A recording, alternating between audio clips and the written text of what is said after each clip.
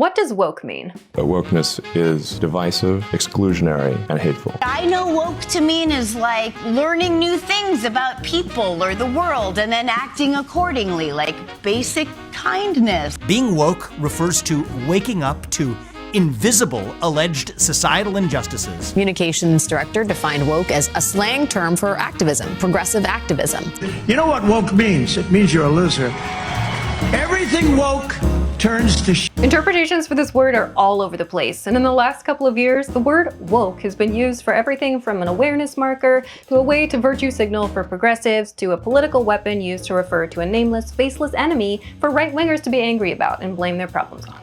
And a lot of the media I watched and read to research for this video, when people are asked to define woke, they don't even give a definition. They just talk about their feelings relating to the term without giving an explanation of the word's actual meaning for them. Really, over the past year, it's expanded to include pretty much the entire liberal agenda. Woke has become a nebulous catch-all that people on all sides of the political spectrum seem to have increasing difficulty explaining. Despite this, the word gets used a ton anyways. So what does woke really mean? How did it get warped? And what do we do about it? Let's do a deep dive. Ooh, nuance. If we go way back to the beginning, obviously we'll see woke as the past tense form of the verb wake, as in he woke at dawn. This use means to awaken from sleeping. The use this video is about, however, is the adjective use. In the 1920s, there was a philosopher named Marcus Garvey who spoke and wrote about Black individuals taking the initiative to protect themselves and their interests. He encouraged followers to wake up.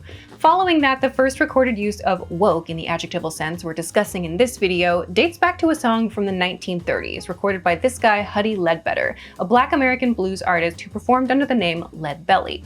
The song was about the true story of a group of young Black men who were falsely accused of sexually assaulting a white woman. Thankfully, their innocence was proven and they were eventually released. But at the end of the song about the story, Lead Belly said about traveling to Alabama, I advise everybody to be a little careful when they go along through that, but stay woke, keep their eyes open. In this sense, it's a call for Black people to be aware, specifically aware that one's race can factor heavily into how one is treated and not in a good way. The word woke popped up here and there in documented media over the next few decades. The Legal Defense Fund of the NAACP interviewed writer and historian Michael Harriot, who authored the book Black AF History, the Unwhitewashed Story of America. He found references to the use of woke in a lawsuit in 1940 when Black mine workers discovered they were being paid less than white workers in the same mine. The workers went on strike against this discrimination, and the leader of the group stated, "We were asleep, but we will stay woke from now on." Following this, the word appeared in a 1972 play called Garvey Lives. Remember that philosopher I mentioned from the 1920s? That Garvey. In the play, there's a scene where a character says, "I've been sleeping all my life, and now that Mr. Garvey done woke me up, I'm gonna stay woke, and I'm gonna help him wake up other Black folk." There's even this article in the New York Times from 1962, written by Harlem-based writer William Melvin Kelly. The title is "If You're Woke, You Dig It," and the article is all about white people needing help to understand Black idioms and expressions of the time, then misinterpreting them and using them incorrectly. History. Included in this article are references to the words like and cool as well. We think of cool as a ubiquitous word worldwide at this point, but there's literally an entire book about how cool became a thing. Seriously, I have been reading this book so I can make a video about it. That's how big the history of cool is. Isn't that amazing? Anyway, but this article from 1962 describes a situation that's still happening today. It notes that by the time these terms get into the mainstream, new ones have already appeared, and also notes how some in the Black community guard the idiom so fervently they will consciously invent a new term as soon as they hear the existing one coming from a white's lips. This article doesn't just cover words, it also examines cultural misunderstandings between white people and Black people and gives a great example in music. Kelly describes how Black jazz musicians would laugh bitterly when white audiences clapped along to jazz performances on the first and third beat, and even mentions a story where one performer stopped the performance entirely and told them to clap on the second and fourth beats because it's jazz, not a march.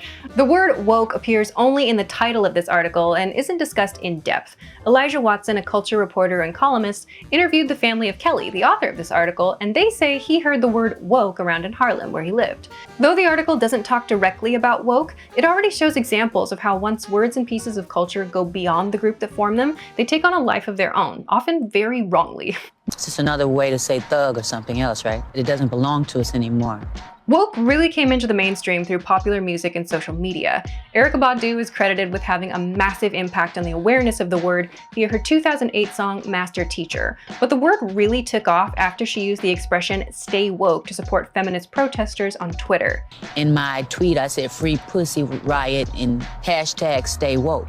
After that, woke took off. Up until this point, all of the uses of woke we've talked about here refer to an awareness by Black individuals of systematic issues relating to racial and social injustices perpetrated by white people.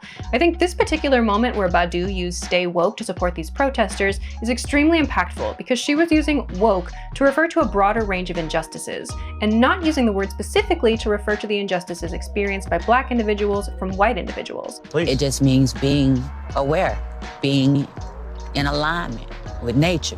Because if you're in alignment with that, you're aware of everything that's going on. Woke really started gaining ground via hashtags on Twitter and other social media, and it made its way into the mainstream in the 2010s as more and more people self-identified as woke. But this woke differed from the original meaning of woke in two key ways. First, this new woke meant awareness of injustices due to a wide range of issues like race, gender, sexuality, and culture, instead of just awareness relating to Black experiences with white people. And second, many people and companies used woke as a way to signal that they were aware of problems, aka virtue signaling, as opposed to actually embodying those virtues through their actions over time, which is exactly the kind of behavior woke was originally coined to bring awareness to. This idea of purity and you're never compromised and you're always politically woke and all that stuff, you should get over that quickly. The world is messy. Woke became so commonly used that it was included in many lists of 2016 slang words, including this incredible tweet. So by this point, woke had become a word all kinds of people were using as a sort of badge of honor that they'd stuck on themselves. Like if I tweet or hashtag about how you didn't do something right, I can sit back and feel pretty good about myself. Because man, you see how woke I was? I called you out. That's not activism. Because woke had expanded beyond awareness of Black experiences in relation to white experiences, wokeism could now refer to awareness of injustices between any groups. This is not to say that there are not oppressive forces working on marginalized communities, because there absolutely are. But woke transformed into something well beyond Black people being aware of white people, and into a sort of rallying cry for social justice by white people. Maybe you can see the issue here. While it's true that there are white people who experience injustice, and there are absolutely white people who are very well-intentioned, this isn't the original meaning of woke. So with woke becoming a mainstream word that anyone could use to talk about an injustice, whether perceived or real, and to suggest actions to fix that injustice, came some ideas with varying degrees of palatability to the public, and to the more conservative side of the political spectrum. For example, defund the police was a concept that emerged strongly into the mainstream during the Black Lives Matter movement in the pandemic.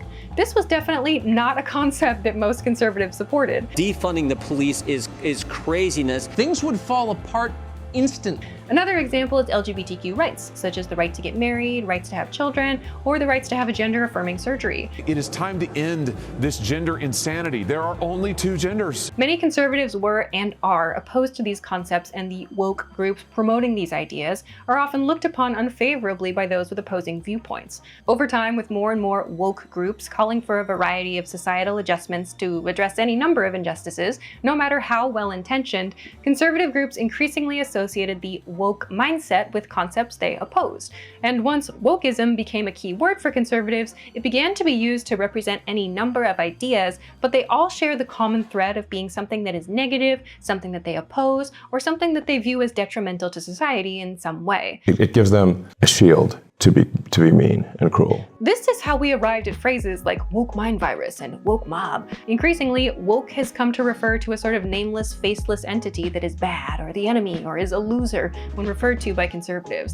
And references to woke are so oddly disjointed that it's often hard to make sense of what these pejoratives are actually trying to say. And I don't like the term woke because I hear woke, it's like just a term that half the people can't even define it. Our country will be woke no longer. Personally, I think it's just become a useless buzzword that conservatives know will rile people up. Conservative supporters just know woke is bad at this point, and that's what the word is used for. So now woke means totally different things to people depending on their life experiences, political views, and upbringing. And it's come a very long way from the awareness meaning that was originally used by the Black community. One of the roots of the issue is the seeming inability for some people in white populations to see a term or cause and not be able to wrap their heads around it or support it, unless it's something that they themselves can connect to. There's also this issue of white people seeing a new term rise to popularity that has nothing to do with them and go, oh, but what about white people? Why is this movement only about Black people? White people matter too. See, all lives matter in response to the Black Lives Matter movement. There's a very odd gap in understanding happening for some people. And this, I believe, is one of the key roots to the twist that woke has undergone in the last 10 years or so. Let me know what you think about the evolution of woke in the comments. I fully expect some conservative trolls to write that I'm woke for even making this video, and perhaps some progressive trolls will get mad that I'm virtue signaling by making this video, so I accept that with this one, I cannot win. Let me know if there's another word you'd like to do a deep dive on, and see you next time. And stay woke, I guess.